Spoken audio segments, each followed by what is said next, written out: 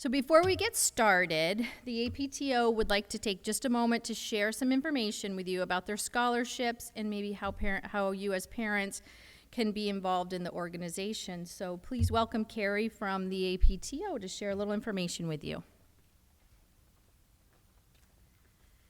Thank you. Can you believe we're here, senior year? It's just crazy. I'm Carrie Probst. I'm with the Algonquin Parent-Teacher Organization, and I just wanted to make you aware or remind you that APTO every year gives 5 scholarships to graduating seniors. They're $500 each, and any senior whose family has donated $50 over the course of their student's time in Algonquin is eligible to apply. And then there's an application which will be available on Naviance in about, I want to say March-ish, is when those applications become available. So I would encourage you to encourage your student to apply. It's really not a hefty application process, and it's, just every little bit helps and counts. I have flyers outside on the table that has our information where you can see our website and get other information on APTO that'll tell you how to donate if you haven't been able to already, and also ways to get involved if you're interested. Last year, as we were helping out at graduation, there was a mom who volunteered to help us sell water before graduation, and she had a senior graduating that day. It was her youngest who was graduating, and she said, I have been volunteering ever since my kids started school, and this is my last opportunity. And I just thought that was so exciting to see a parent who was that involved all the way through. So I'm excited to hear what Guidance has to say to us tonight and for all the resources that they have, so thanks for your time.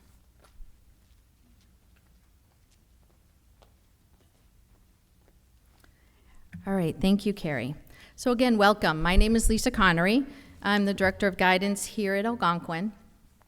And so senior year is such a fun time.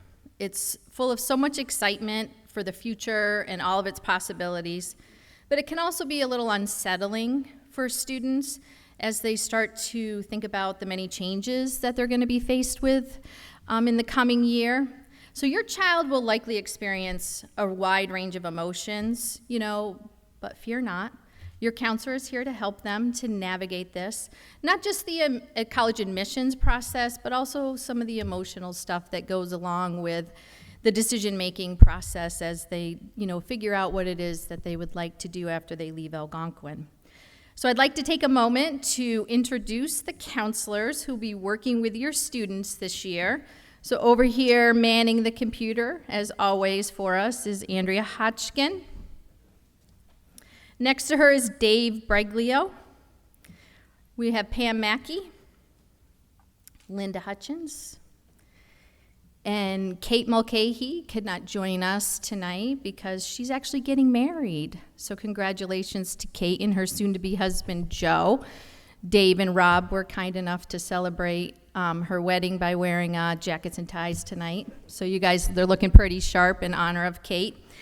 And we also have 2 new counselors joining our department this year. We have Jen Cummings, who is in as a sub for Jason Lassard, who decided to stay home with his twin boys. Go Jason, I don't know which is harder, twin boys or the college admissions process. But I guess we'll find out when he gets back. And we also have Rob Provenzano joining us, who is taking over for Becca Haberman, who retired. So of course we're super happy for Becca. We hope she's having a lot of fun time in her retirement, but we certainly will miss all of her jabs to the evil empire college board during our presentations and all of her funny jokes. So we're really excited to have Rob and Jen joining us this year, and they've already hit the ground running, and they're super excited to work with your students. So as a department, we communicate regularly with students and parents through Naviance.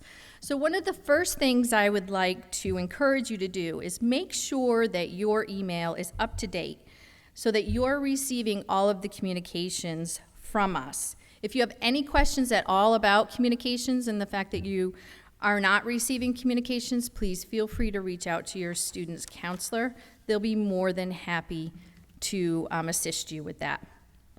So tonight, We have a lot that we're going to cover.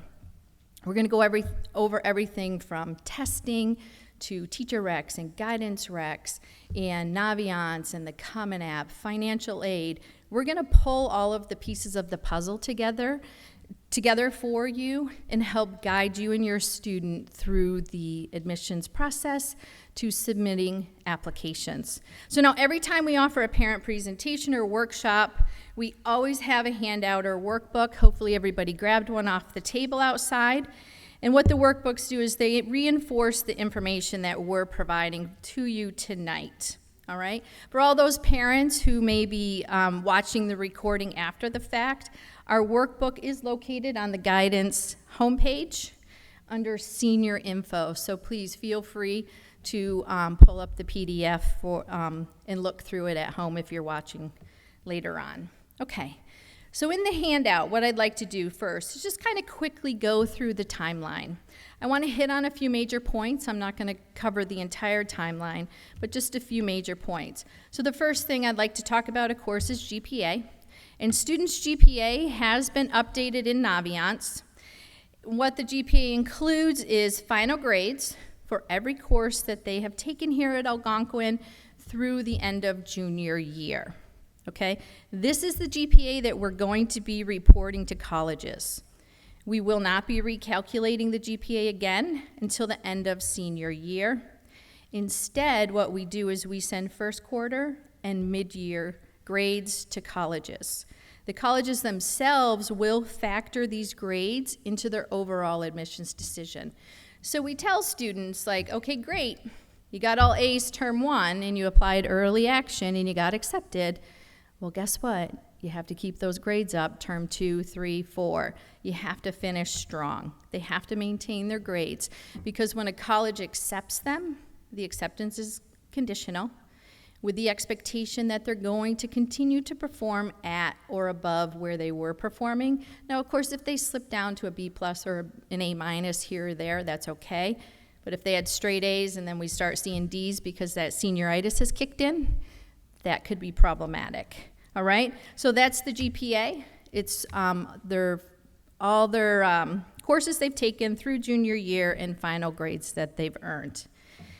In addition to that, we have up there our annual college fair. We will host that on October 6th from 6 to 8 in the gymnasium. We currently have over 80 colleges who will be attending the fair. Now, the fair is only going to be open to Algonquin students and parents, grades 10 to 12.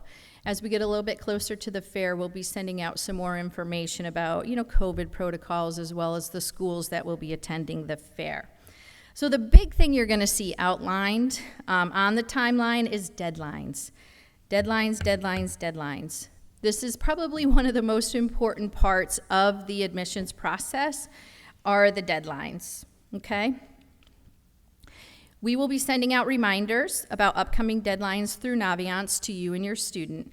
And it's really super important that students don't wait until the last minute to submit materials to the counselors and teachers. So we require 20 school days, not just 20 days, but 20 school days prior to the application deadline. We require that students submit any materials to us 20 days before. Do we have some of those dates up there, Andrea?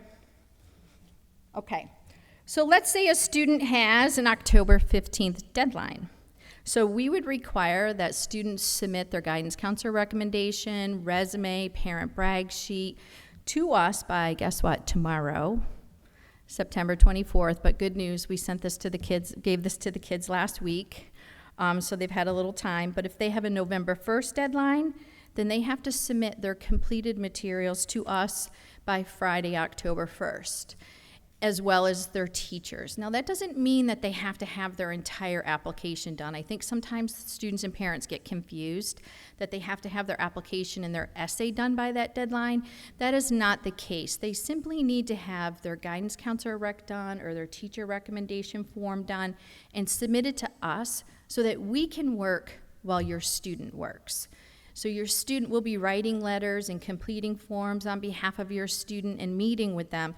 They can continue to work on their application and hone their essay, and as long as they meet the deadline identified by the college, like November 1st, then they're absolutely fine, okay? So it's the deadline to submit materials to us, and then there's the application deadline, okay?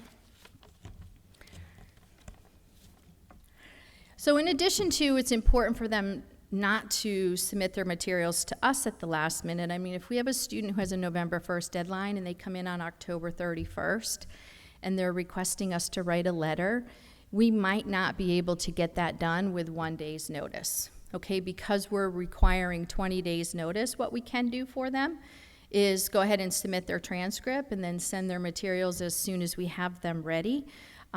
But we probably likely will not be able to meet the deadline if they have not met their deadline. So it's so important that students pay attention to these deadlines, okay?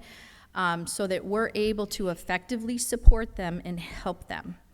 And it really comes into play when students are finalizing their applications, all right? Because lots of times they'll have questions. As they're going through and they're finalizing the material, they may have questions. So it's important that they plan ahead. Because if a student's waiting until, say, a Saturday night to work on an application that's due on Sunday, it's really difficult for the counselors to support them when they're away for the weekend. So parents oftentimes will ask us, you know, how can we best support our student in this process? I really think it would be great if you could check in with them once a week on their progress, all right? As they're getting closer to their deadline, reminding them, review your materials.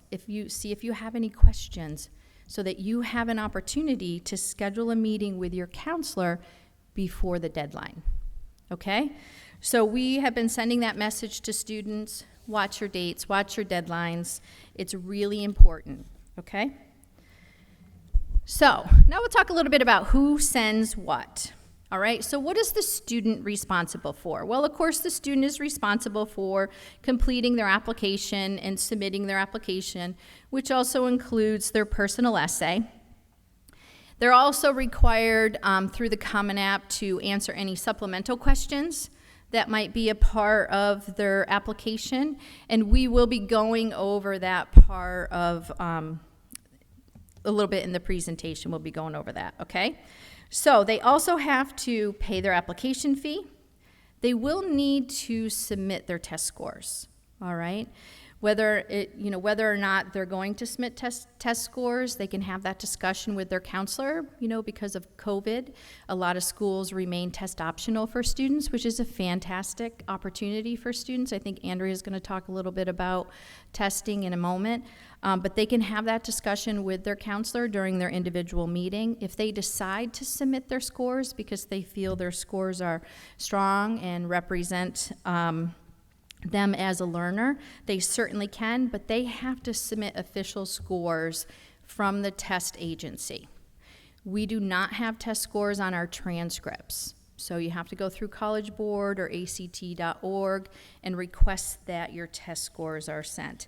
In addition to that, their resume, if it applies, and a portfolio if their intended major requires it, okay?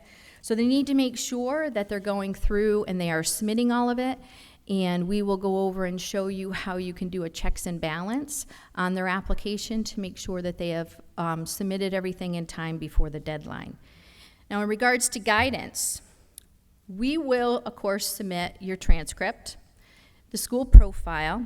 We'll do a secondary report for your student as well as a counselor recommendation and evaluation. We will then send off Term 1 grades. You will receive an email notifying you that Term 1 grades have been released. We do ask students and parents to not check grades in Canvas, but to check them in PowerSchool, because we don't pull transcripts from Canvas, all right? So we need to make sure that grades have transferred properly and there isn't, any type of an error that has occurred, whether it's rounding or whatever. Sometimes things happen. So when we send out that email, it's important that students go in and check their grades in PowerSchool and immediately contact their guidance counselor if there is a grading concern. If we don't hear from your student, then we will go ahead and automatically send Term 1 grades a couple days after report cards are released right before Thanksgiving, okay? We'll do the same thing with mid-year grades. Right before February break, we will automatically go ahead and send off mid-year grades to any school that you requires that of your student, okay? And then eventually, in June, we will send a final transcript off to your student's chosen college. Okay? And we, again, will communicate all of this and guide you through this process. You just need to read our emails. Now, the teachers are also going to be completing their process electronically.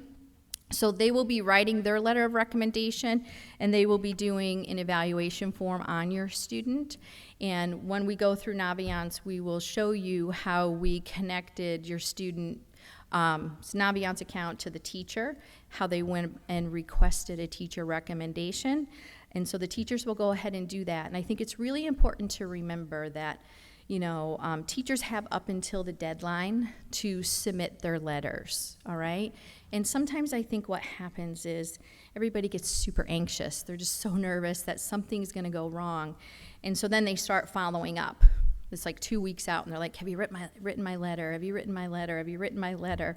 I really would encourage you to wait until the deadline has passed, you know, and then if you have any concerns, you know, your student can talk with the teachers, but our teachers do this every year, and we consistently have the same group of junior teachers writing letters, and they know what the deadline is, and they do a great job meeting that deadline, but they're also balancing a lot between teaching their classes and, you know, life. I think sometimes, you know, they might do a little laundry or have dinner or something, but they're writing letters and they're grading and they're teaching their classes, so be patient. And just know that as long as your student has effectively communicated their deadline to them, that they will meet that deadline. Okay? All right, so that's a little summary of who sends what, and I think at this point I'll turn it over to Andrea Hotchkin, and she'll talk a little bit about testing.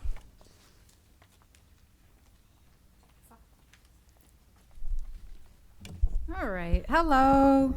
I liked what Lisa just did, and we went through those various parts of what's being sent, because I do think as we've been meeting with the students, it has alleviated some of that stress of everything, you know, I have to do all this stuff, but we really divided it between what students do, what we do, and what the teacher does. And I also thought that was a good point of waiting, not hounding the teachers should a letter not be sent, because in the end, students can send their application whenever they're ready. Everything gets sent separately and it all comes together, okay?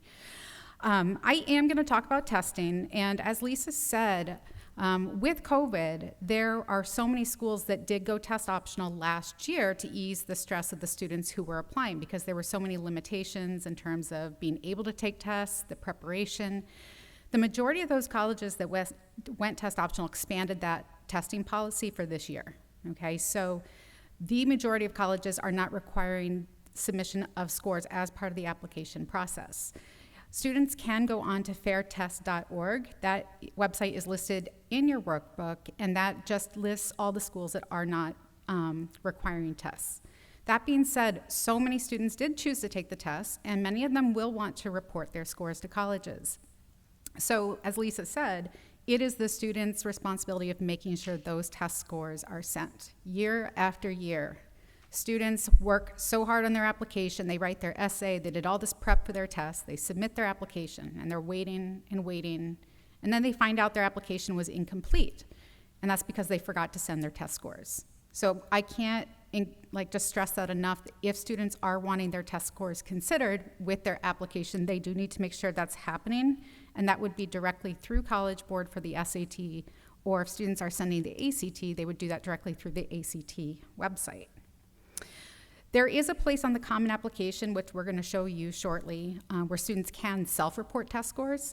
A lot of colleges are actually going in that direction where they're saying, you know what, we'll let you self-report your scores, and if you get into our college, then you will need to submit your official scores. It is really important for students to do their research with each college in terms of their testing policy, so you're not wasting money, because it does cost money to send scores.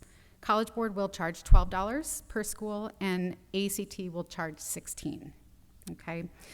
So in terms of when to send scores, on page 4 of your workbook, we do have 2 timelines.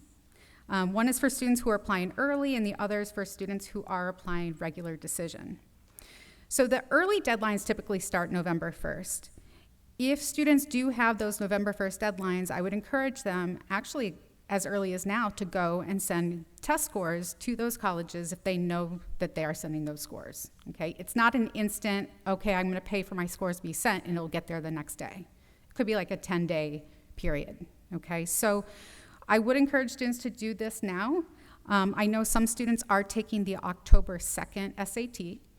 There is a way you can go onto your College Board account and request to have your scores sent to 4 colleges for free with that registration. Those are called registration credits, and that only applies, though, for that up until a week after you take the exam. If you don't designate 4 colleges at that time, you lose those credits, meaning you would just have to pay for score reports.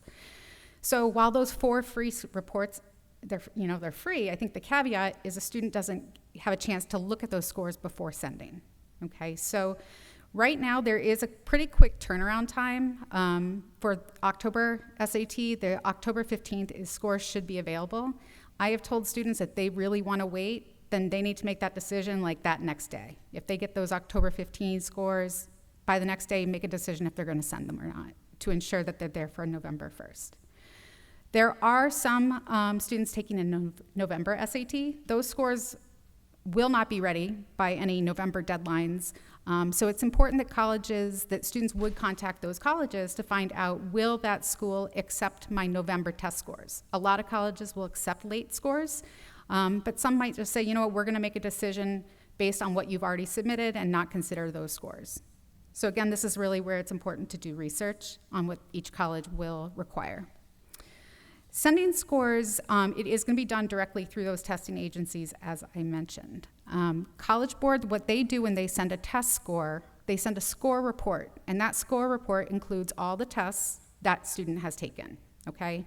So if they've taken the test twice, they will send the scores for both tests, and then the college, they are going to do something called a super score, and the college is going to take the highest combination, they're going to take the highest math score, and then they're going to combine it with the highest English score to give the highest combined score for that student, okay? In the past, ACT did not do that. What ACT would do is you'd have to send one test date, and that's your composite score, okay? That would be $16, okay? In the past, if you wanted to send another test date, you'd have to pay another $16. That's like insane. Now, though, they are doing something different. ACT is actually calculating a super score for students who have taken the ACT multiple times, okay? So when a student chooses to send their ACT score to a college, ACT is going to send that super score, and they are going to include all the test dates that make up that composite score. So you're not paying multiple times. It's just kind of like a one and done. It's $16 for each school. I think so many students do have questions about whether to send to particular schools or not, and I think this is where we are very helpful when we're meeting with the students, is to guide them. And you may have a list of 6 schools, and for 2 of those schools, your scores are strong, and it's like, perfect, let's send them. For these others, maybe those scores don't reflect the ability. So people do make different decisions, and those are conversations I would say would be really helpful to have your student with the counselor, because I know they're very specific questions. Before I move on, one of the things I do want to point out is page 5. There are a few upcoming SATs and ACTs. That page does list the test dates as well as the deadlines. What we're going to do next is I'm going to have Rob Provenzano. He's going to come up here, and we are going to move on to Naviance and really get started with this. All right.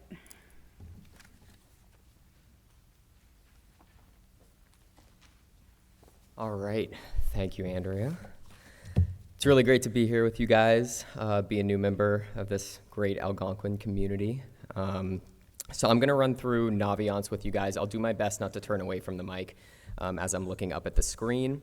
I know some of you guys, I've had some emails reaching out, asking some information about getting into Naviance. I know some of you guys might have had past graduates from here. If you are having trouble logging into your Naviance account, just reach out to your guidance counselor, and we'll be able to link those past accounts with the current ones and get you guys going. All right, so if we go on to the Naviance home screen here,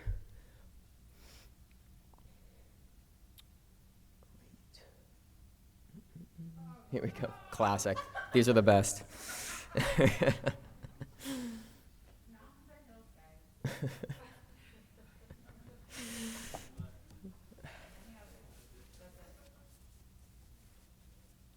Bingo. All right, we're in. Cracked the code.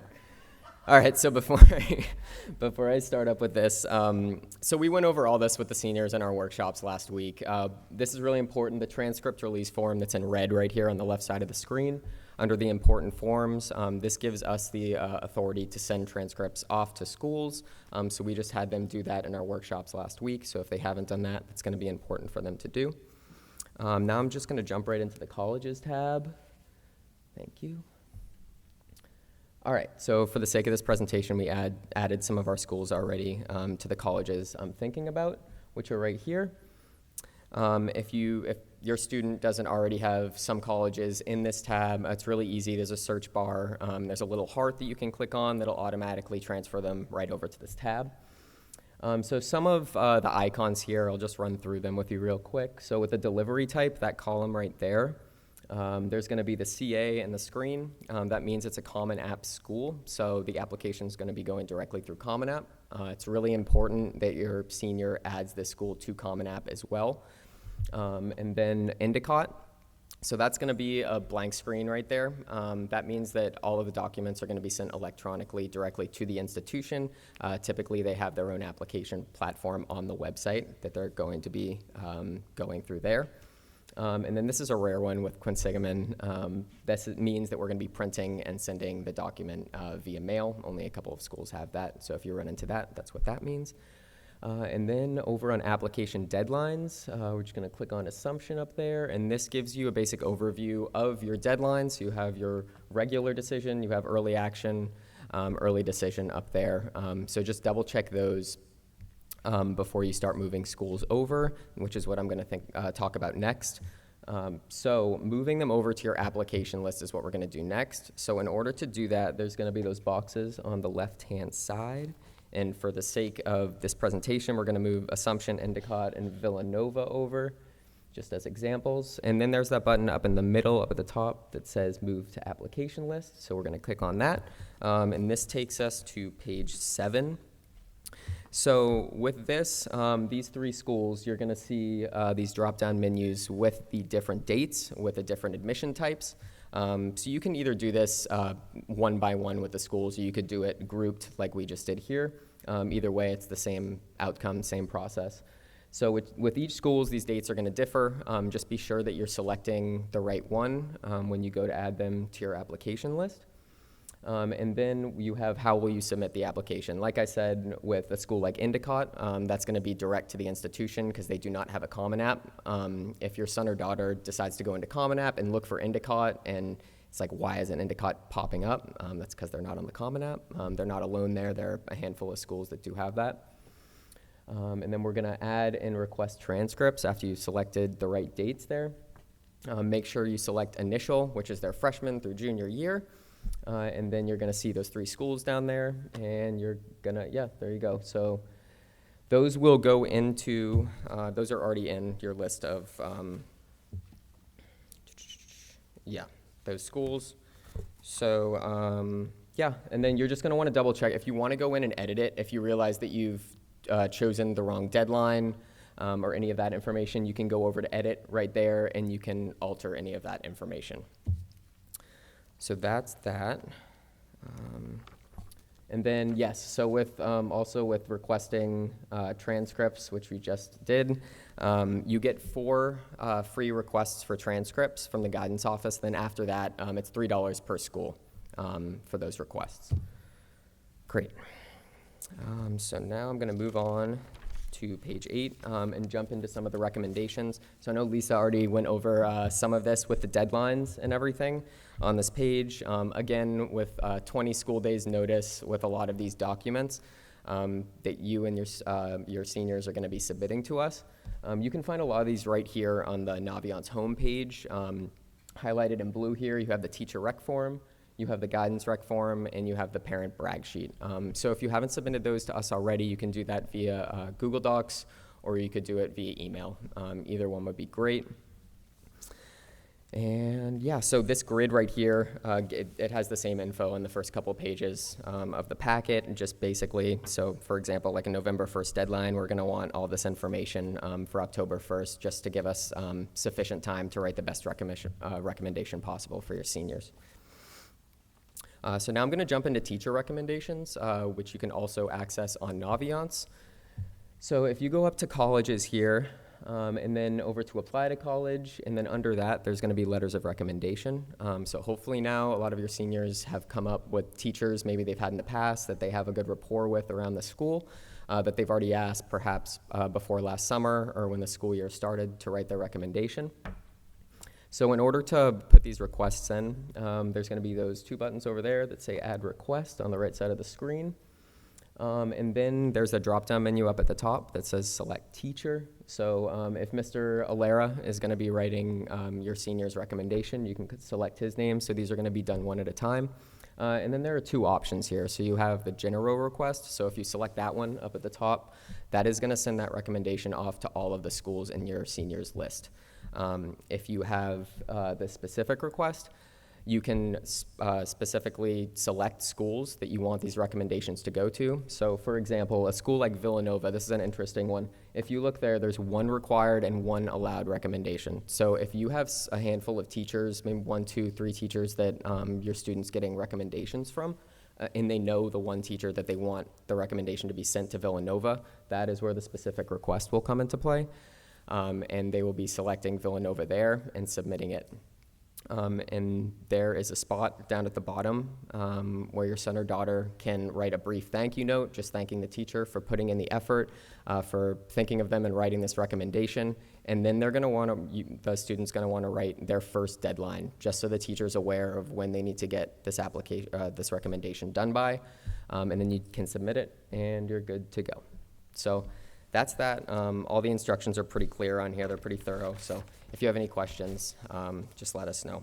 And with that, I'm going to pass it off to Dave Breglio. Thank you, guys.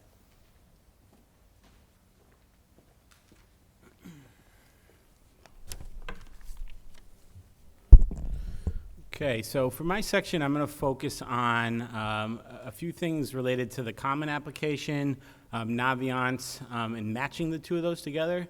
So if you don't know, the Common Application is a central application that students can fill out and submit to a number of schools. So I believe the Common App right now has probably about 900 plus colleges associated with it.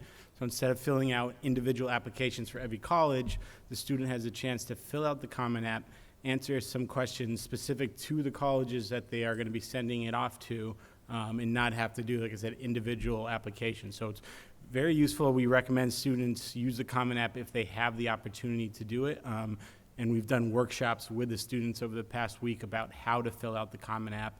And we also meet with them one-on-one to review their Common App as needed.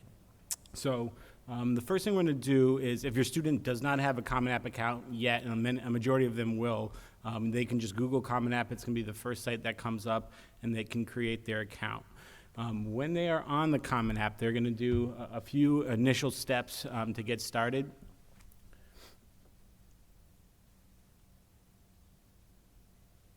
So the first thing we're going to ask them to do is go over to the Education tab. And then they're going to pick Algonquin as their home high school.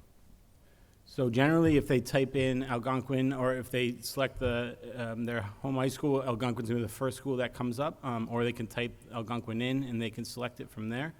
Once they have their home high school Algonquin selected, then they're going to go over to the College Search tab and add at least one school to their My Colleges section. So here, students don't have to type in the full name of the college. So if they're looking for UMass Amherst, they don't have to type in the University of Massachusetts Amherst. They can type in Amherst, and all the Amherst colleges will show up. And then they can select the one school that they want to add to their overall list. Okay. From here, then the student is going to go over to the My Colleges tab, and they're going to select the drop-down menu for one of the schools. So this section that we're doing, we're going to do the recommenders and FERPA section. They only have to do this one time for all the colleges that are on the My Colleges list. So what the FERPA stands for is the Family Education Rights and Privacy Act. And the way we explain it to the students is, We're asking them to release their FERPA authorization, meaning that they are going to waive their rights to read letters of recommendation from teachers, from counselors, once they've already been accepted to the schools that they're applying to. So they're not going to be allowed to go to the admissions office of the colleges after they've already been accepted and request to read letters of recommendation. Schools, for students that don't waive their right to release the FERPA authorization, then sometimes colleges will not read their application. So it's definitely strongly recommended that they do this. So to do these steps, we want them obviously to read all the information they're checking off on, but they're going to check off that first box. Then they're going to go down to I waive my right, then understanding that, what they're waiving their rights for, sign it and date it, and then go ahead and submit it from there. Okay. Once they submit this, they're going to get a green check under recommenders in FERPA, and then it's going to show up for every single school that's on the My Colleges list. Okay. Once they've done this section, then we're asking students to go back to their Naviance account and link Naviance and the Common App together. So Naviance and Common App should sync. The information should go out together as long as this is filled out correctly. In order to sync them, they're going to go over to the colleges I'm applying to page. Up top, they're going to see this in pink if it's not completed. If it's not completed, it's going to say match my account or match my Common App account. They will click on that. Then they're going to go to a section that says match my Common App with Naviance, and it's going to bring them back to the Common Application where they're going to sign in, check that they agree, and then those two accounts will be linked together. This can be found, all these steps, on page, I believe it's 9 and 10 on the workbook. Just double check that. Excuse me, 10 and 11 on the workbook walks you step by step with how to do the FERPA release authorization, how to match Common App and Naviance together. Next, we're just going to jump back to the Common App, and I'm going to highlight a few things right off the home page. So Common App has something called the dashboard. The dashboard is going to list all the schools that your student is currently applying to, and it's also going to walk them through what's been completed. So if you click on Show More Details, Andrew.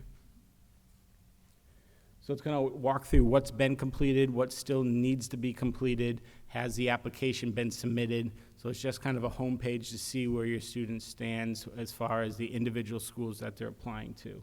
It also has something up to the right called the application requirements section, and this is a great tool to use because it's going to be a spreadsheet that walks them through all the different nitty-gritty details of the individual application. So it'll tell you what the deadlines are for the different early actions, early decisions, regular decision. It's going to talk about the test policy for each and every school. It's going to say the application fee. It's going to let the student know if they have a separate writing supplement they have to submit for that college.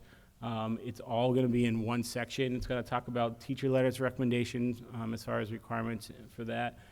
So just to stay organized and make sure that they know what's around the corner for each school and kind of what they're expecting, the application requirement spreadsheet here right off the dashboard is something that I recommend all my students utilize to keep them organized. A lot of kids do it on their own and they come up with their own spreadsheets, which is great, but they also do it for you right through Common App here.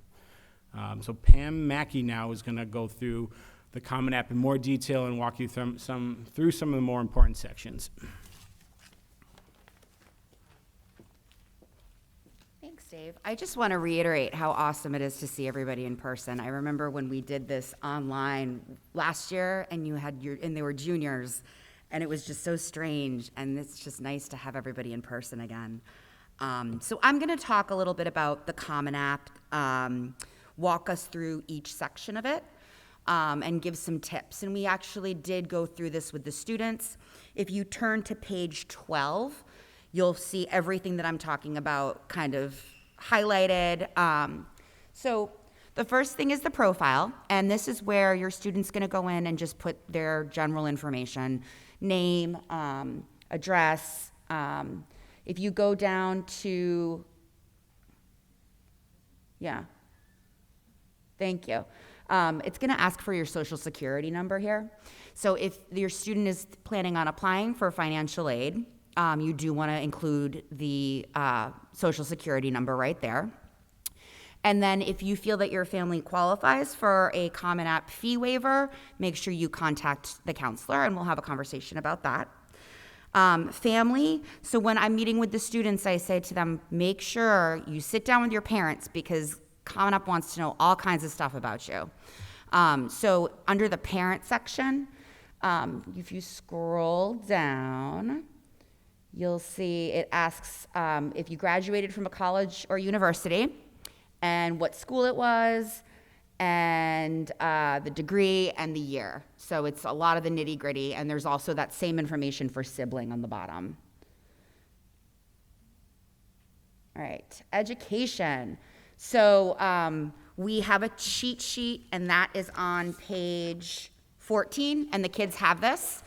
And we all sit down with the kids and walk through the Common App with them and go through each section to make sure that everything looks as professional as possible.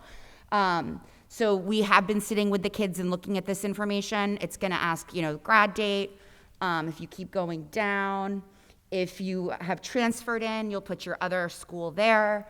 And then for grades, we have all of this information written out for the kids. So they're able to go in, put their GPA in from Naviance, and then put in the rest of that information. Okay, so courses. We're kind of a stickler about this. So we recommend that the students, when they're filling out the courses, they put their more rigorous and challenging courses up top. So any honors courses, or if maybe they're taking an AP course this year, we suggest putting that on the top because it shows you that, the AP Bio is up there, the AP Micro. If you scroll down, then we have the pre-calculus, the English class, the creative writing. So we can sit down, help your students to kind of figure out the rigor if they have questions about that. And then if you go back up real quick, Andrea, and click preview for me. Thank you. So then you can see it looks all nice and neat down there. Awesome, thanks. And then if you go down the bottom, there's a spot for honors. So if your student is in the Science National Honor Society or was ever on the principal's list or the class list, this is where they're going to list that information. And then future plans, they just kind of want to know what the kids are thinking they're going to be doing in the future. So they'll include that there. Okay, testing. So Andrea had mentioned before, some schools are okay with not having to send the test scores officially through College Board. And again, that changes year after year. So we're encouraging the students to look up that information on their own.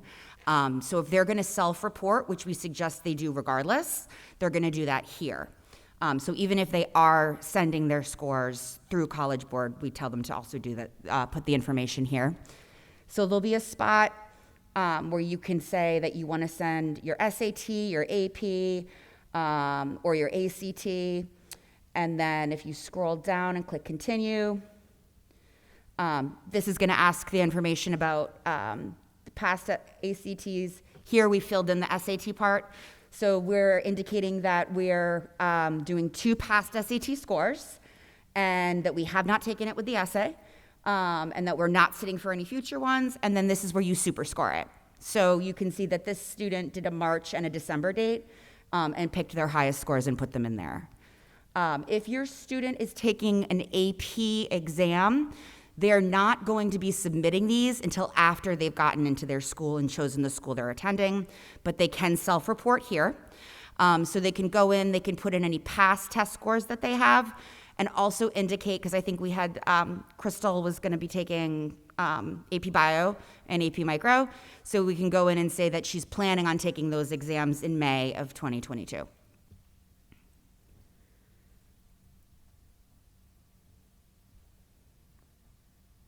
All right, so no, that's okay. All right, so activities. What we, again, are recommending that kids do is that they put things that have been the most meaningful and that they've been the most involved with up top. So for example, we have babysitter here. So we want to remind families that, not all students are able to participate in all of the extracurricular activities because they are working, because they need to save up money, and colleges find that to be just as important as a sport or anything else. So we have babysitting up here because that's something that Crystal spends a lot of time doing to save up money for school. And then if you scroll down, you'll see that the next one I think I just added. Yep, so the fall musical, anything where the student has had leadership opportunities or, again, been involved with it for a long period of time, that's the stuff we're going to have the student put up on top. So there's limited space when you're talking about describing the activity. So we sit with the kids also and help them kind of tweak that and make sure that they're able to put in good solid information, but they only have enough characters to put just a couple of sentences in, so we can help them with that as well.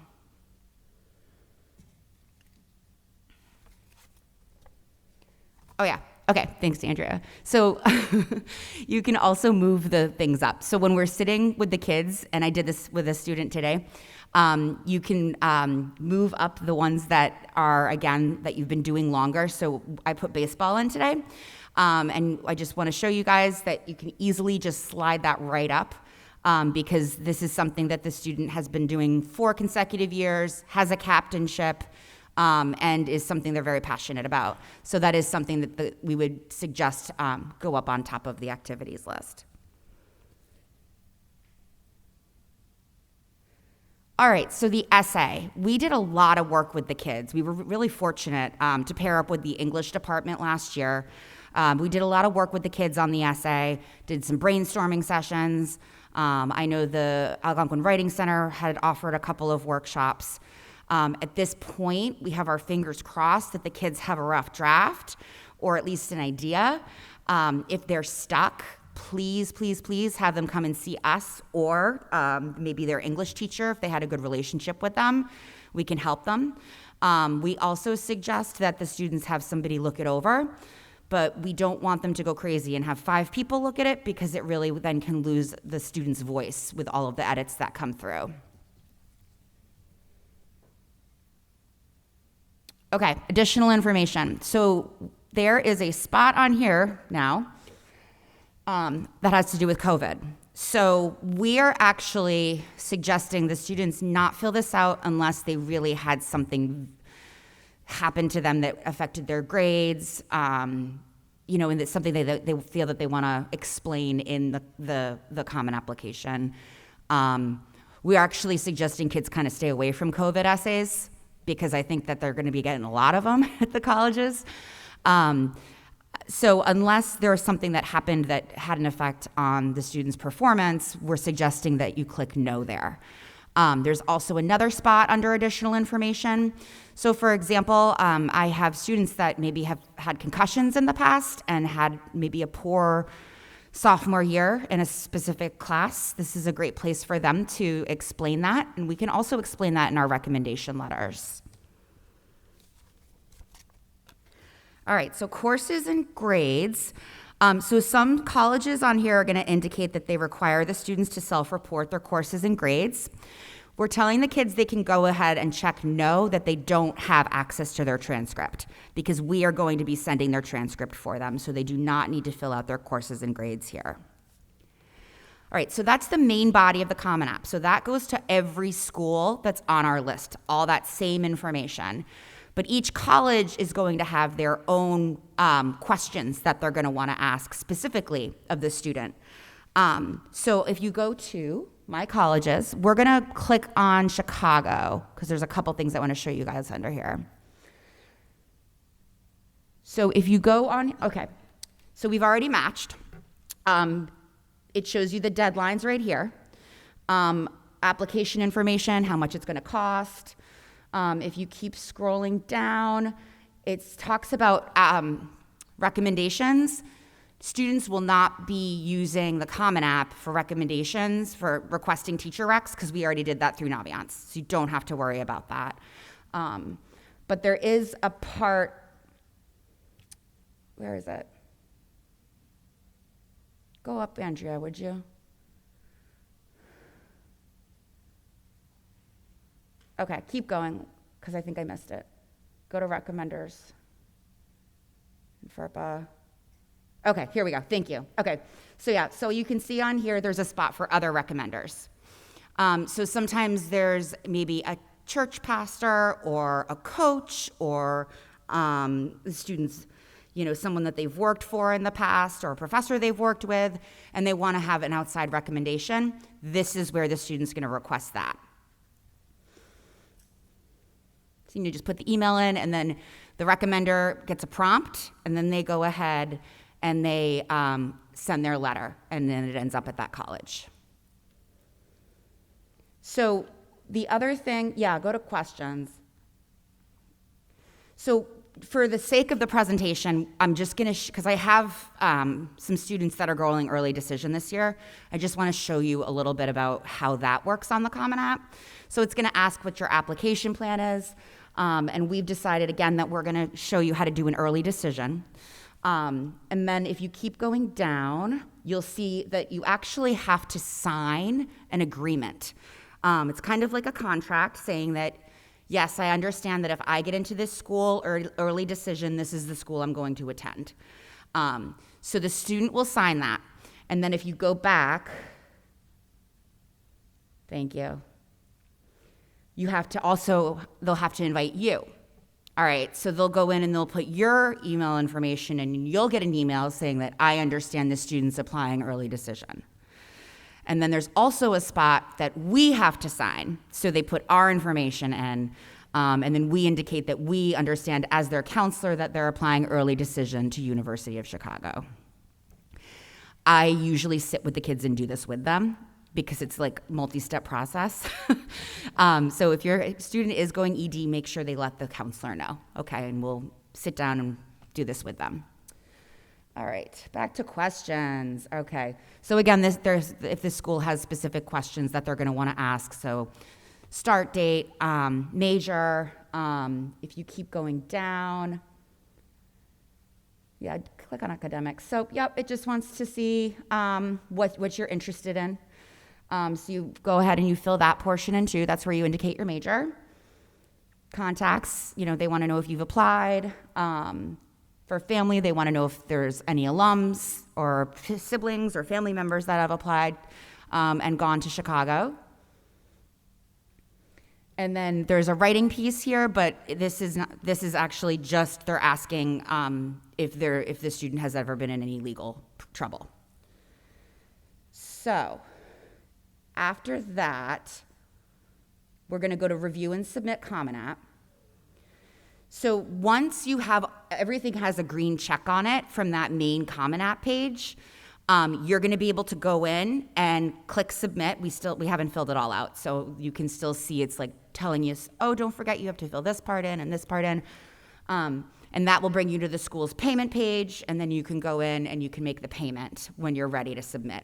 Very, very important. I showed you guys how to do that preview. I suggest that you preview it and print it out and go over it with your child before they hit submit. Just to make sure everything's, sometimes they'll be sitting with kids and they forget to capitalize something, or they use the wrong, incorrect grammar. And so it's definitely important that they have a couple of eyes on it, your eyes and our eyes. I had a student and he just didn't capitalize something, and it just looks like you give a little bit more effort, they care a little bit more. So that's why it's, again, very, very important to look all this over before you click that submit button. All right, and then writing supplements. So Chicago has writing supplements.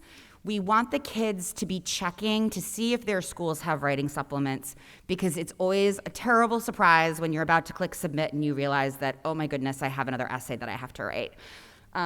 So on here, Chicago has some fun ones. The top one, what if the moon were made of cheese?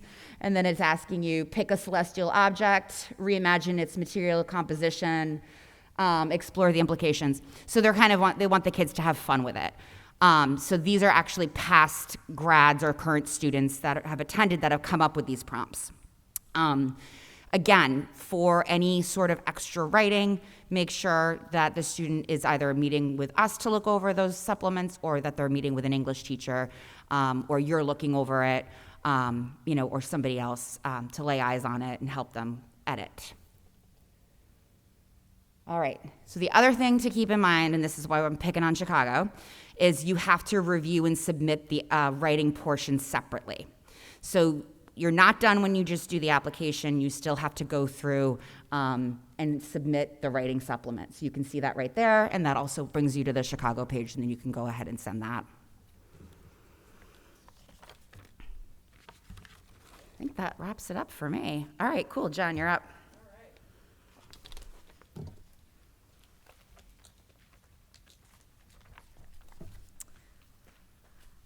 All right, hi everybody. As Lisa already did introductions, my name is, I'll just kind of reiterate it, my name is Jen Cummings, and I'm here this year helping out Jason Lassard. So I am here supporting all of his seniors and all of you in their college application process. I've already met some of his students. Looking forward to continuing to work with them throughout this fall and the rest of the year. So tonight, I am going to be talking to you about college visits. Here at Algonquin, we are so lucky. We have colleges come from all over the country to host mini information sessions with our students. We think that this is a great opportunity for students to learn and gather more information about colleges, ask specific questions to colleges, get some face-to-face contact or connection with college admissions representatives, and this comes into play really important because more often than not, these college admissions representatives who come to our school are often one of the first readers on our students' applications. So that face-to-face connection and the student showing their interest in the college can serve an important purpose. So we do ask for college visits that students follow a process, and our process is a Naviance. So students will head to the Naviance homepage right here. They'll go up to the college tab. They'll find college visits. This pulls up all of the colleges that are coming to Algonquin through the fall. Under the view details, Connecticut College, under the view details, we can see the time, the date, the name of the admissions rep who is coming to the school, and where it is located. All college visits are located in the CRC right next to guidance. So once they find a school that they're interested in coming to, they're going to register for it, which is a really simple process. Andrea, we already registered for it right there. There's a big green button that says register now, and it shows that they're registered. There's a second thing that students need to do when coming to a college admissions visit is they need to get approval from their teacher and print out a pass. This is really easy to find back on our homepage under Senior Important Information, College Rep Pass. They're going to fill out the Google Doc, complete it, and give it to their teacher for approval at least one day before the visit. They bring their signed pass to the visit, and they enjoy the nice visit with the college. If a student finds out that maybe they can't attend the visit if they have a test or a quiz, or maybe they're absent for the day, we do encourage students. It's important that they go back to the registration list where they registered and just cancel themselves off of the list. We like to do this so that our college admissions reps who come here have an accurate head count of the students for their planning purposes. Another thing that students can do if they're unable to attend the visit is they can locate the rep's name, which I showed where to do that on show details. They can hop onto that school's website. They can email that rep directly with any questions that they have. Reps love to hear from students, so any emails are always very welcome. And that's about it for college visits. So I am going to bring up Ms. Hutchins to talk about financial aid.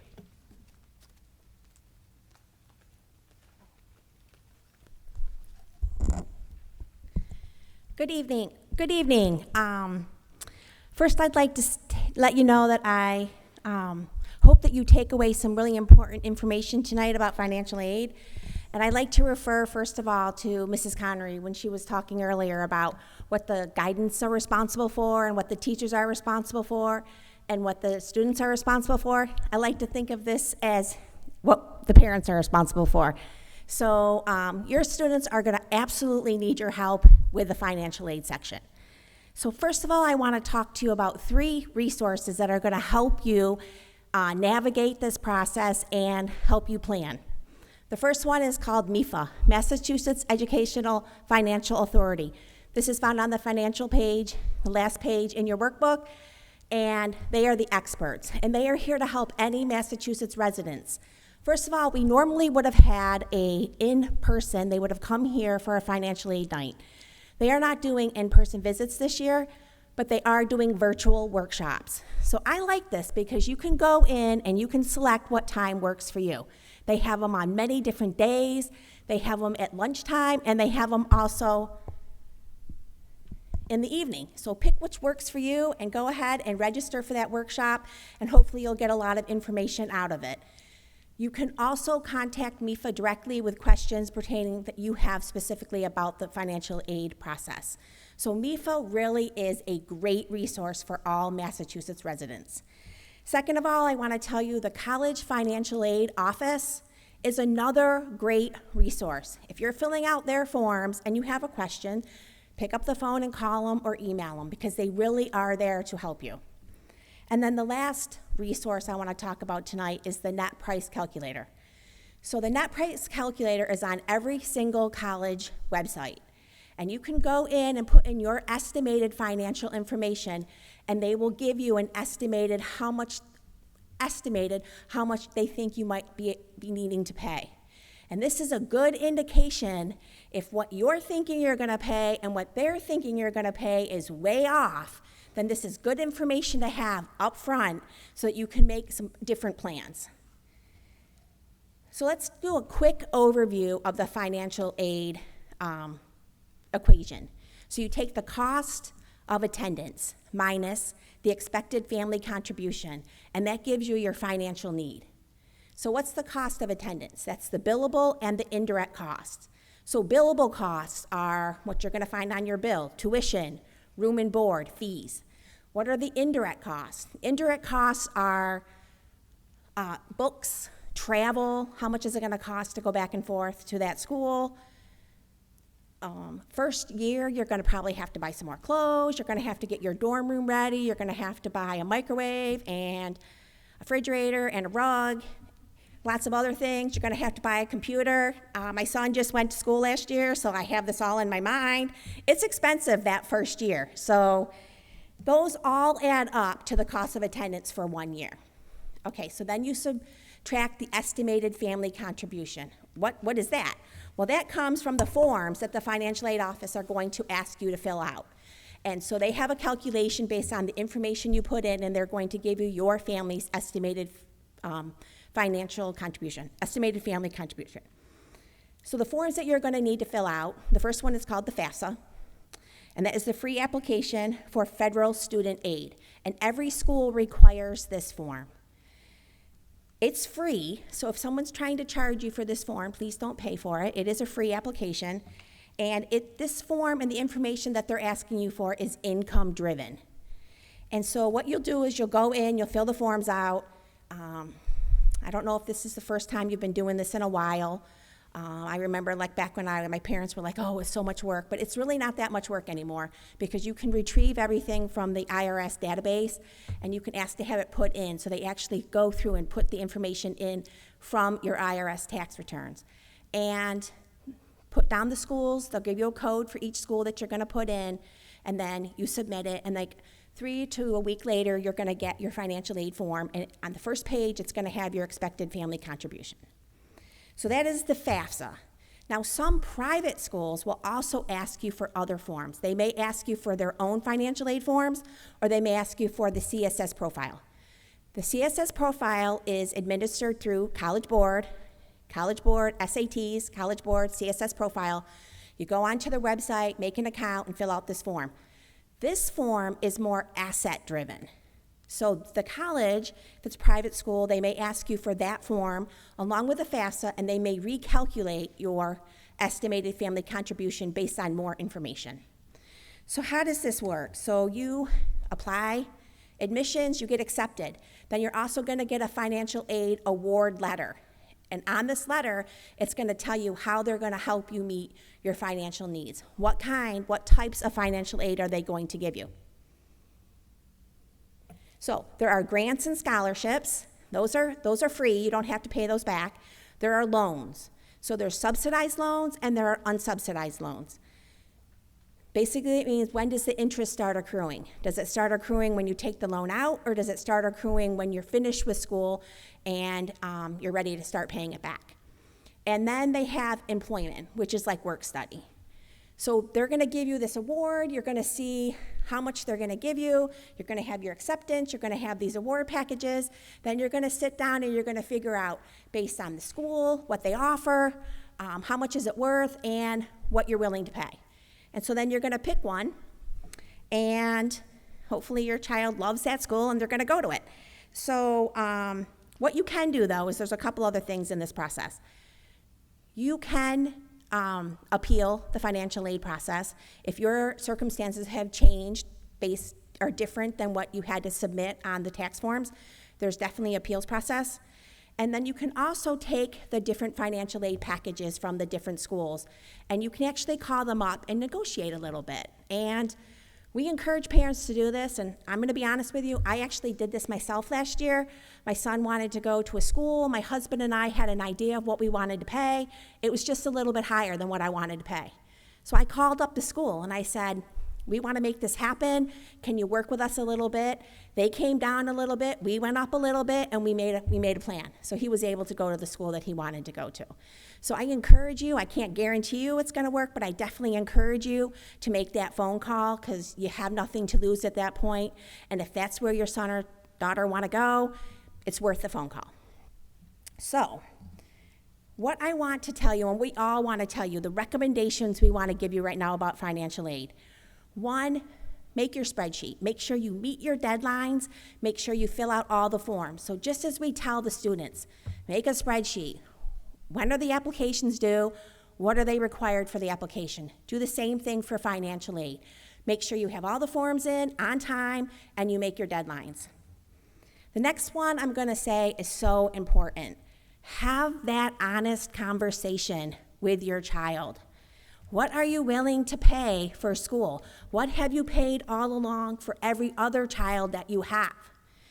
If they're expecting to go to a school and there's a $50,000 difference, you need to have that conversation with them now so that you can make plans for that bottom financial safety school, so that you know as they're going through this application process, they're going to have options in the spring.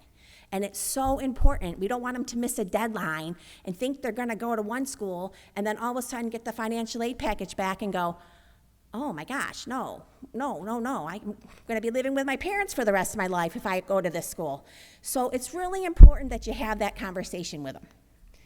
And, now I have good news and bad news. I'm going to tell you the bad news first. Financial aid has to be filled out every year they're in school. So even though you apply for admissions once, you apply for financial aid every year. So it's all 4 years they're in school. And the good news is we have such a generous community at Algonquin, between Northborough and Southborough, that we have 50 organizations that give scholarships to seniors. And this all starts in February. So it'll be coming out in Naviance, and we encourage all of the students to apply. I can't guarantee they'll all get something because the actual organizations are the ones that pick the recipients, but we have a wonderful program in May that's kind of one of the capstone nights, events for seniors, and everyone that's getting a scholarship is invited. So again, MIFA, go online, sign up for one of their workshops. If you have any questions at all, we are here to help you or at least guide you to where you can get that answer. So now I'm going to turn it back over to Lisa Connery and myself, and we're going to do the question and answer period of the tonight.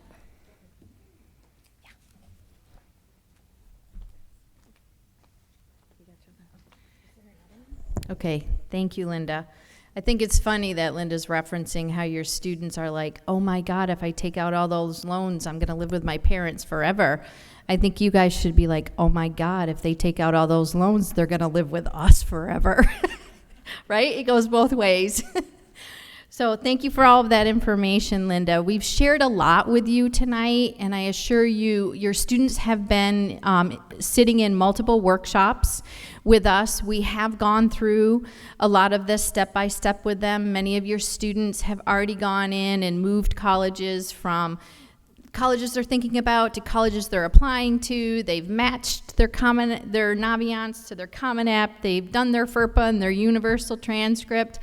And if for some reason a student hasn't, completely done all of that, then the counselors are beginning to meet individually with students, and we'll be making sure that they've checked all those boxes and that they're ready to go. So it is a lot of information to take in, and we share it with you. So if you're home on the weekends with your student and they have a question, you can say, hey, let's grab that workbook that the counselors put together. Let's see if we can answer our question right here with this workbook and keep you moving forward. But fear not, we've gone over all of this. We'll double check with your students, and everybody will, if they're, if that's their desire to apply to school, will successfully apply. Okay, so at this point, we're going to go ahead and take some questions. If you'd like to raise your hand, Linda and I will come up and down the aisles. We'll try the pass the mic thing.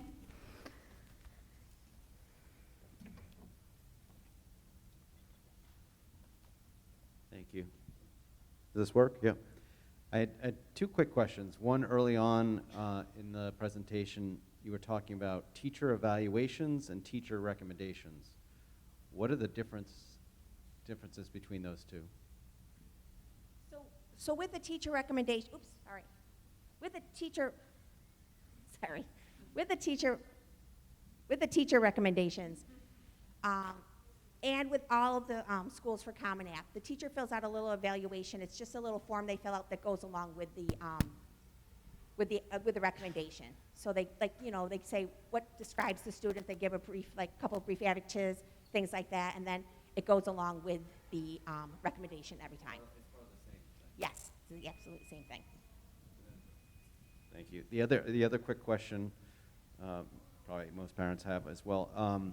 The SATs. So I think most students took them in the spring. Some may be taking them again.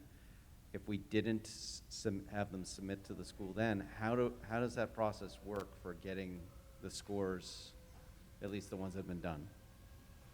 So if you took them in the spring and then you have to go into College Board and you actually have to pay to have them sent to the colleges. So again, this is where we need the students to do their homework, because some schools, like Andrea said, they will let you self-report. And then you only submit to that school if you go there. You say, yes, I'm going to go there May 1st, then you submit your scores. So you really have to go through and figure out which schools require the official, which ones your child is going to be in the upper 50% so that they actually want to send the scores, and then which ones, there might be some that are test blind and they don't want you to send your scores. So you really need to do your homework on the schools that you're sending and decide which ones you have to send for.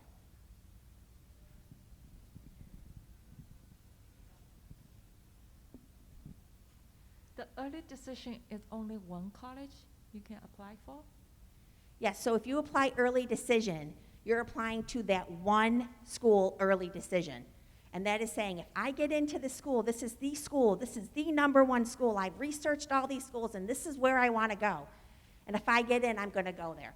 And that's why it's binding. That's why your student signs it, you sign it, we sign it. Now you can also apply, and again, you have to do your homework with your schools, because certain schools have other different rules depending on the school. But you go in, and if the school says you can apply to our school early decision, and you can apply to other schools early action or regular decision, you just have to rescind the offer if you get in.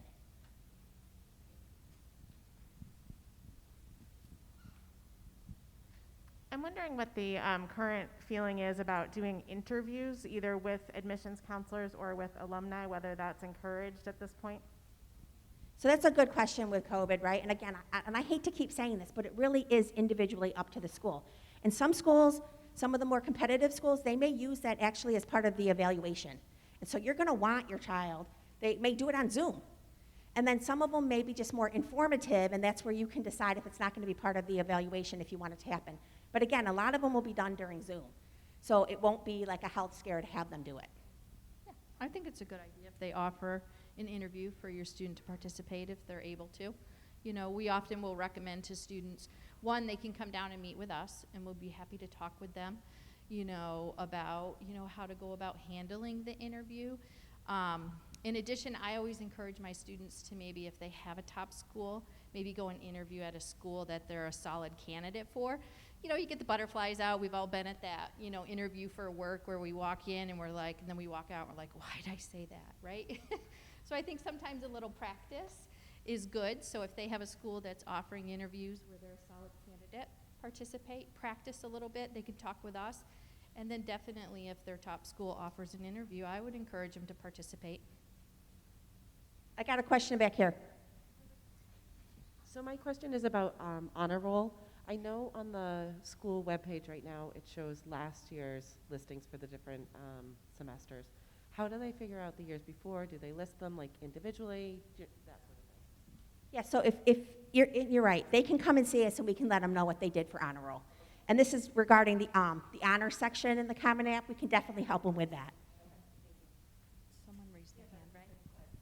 Oh, the same question for honor roll? Okay. Do we have other questions?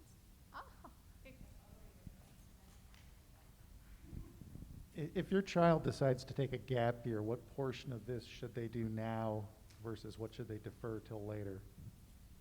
So, again, that's a decision for them, and it's a decision for the school, too.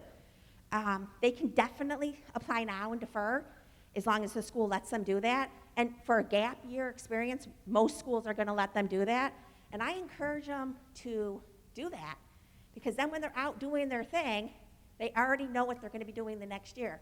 Or they have, you know, already applied, and then they can make that decision, at least, rather than being out, you know, maybe in another country or something like that and having to go through it when they don't have the help this year that they have. And we find lots of times, sometimes students aren't totally sure whether or not they want to take a gap year at the time. So they will go through the process of applying and then maybe make a decision to, you know, participate in a gap year. So I think it depends on the individual student. And again, we're always happy to have those conversations with you and your student about what might be the right approach. Two quick questions. One, on the interviews, is that something you find on the individual college website if they offer interviews and if they're informational or part of the evaluation process? Yes. Okay. And then secondly, in trying to determine when to send scores or not to send scores, I've been looking at the scattergrams and to see where my student is, you know, where her dot falls. Is it safe to say, like, the GPA that's there, like, if you're trying to decide not to send, if you looked and saw where their GPA are, is that a good indicator of whether to send scores or not? So when you're talking about sending test scores, you're talking about the SAT and the ACT? Yes. And so it doesn't pertain to, like, their GPA. It just pertains to their test score. Right. And so you can go on to the actual website, too, and they're going to give you, normally they give you the 25% and the 75% percentile, and you can see, like, where your student fits in that percentile and if you should send it. Yes, so on the college website, they do have what their kind of national numbers look like. But the thing I really do like about Naviance is that we provide Algonquin specific data. So it not only provides you, you know, with information about the GPA, but also what the scores were of other students who applied to that school and how they fared in the admissions process. So when you look at the scattergram, you have the GPA and you have the test scores. So I do think that they are very solid data points when you're looking at from an admission standpoint and you're trying to decide whether or not you would submit test scores. Okay, so if your student is below what the average test score is for an Algonquin student, but maybe their GPA is within the range, then for that particular school, I probably would go test optional. Okay? You're welcome. Do we have other questions?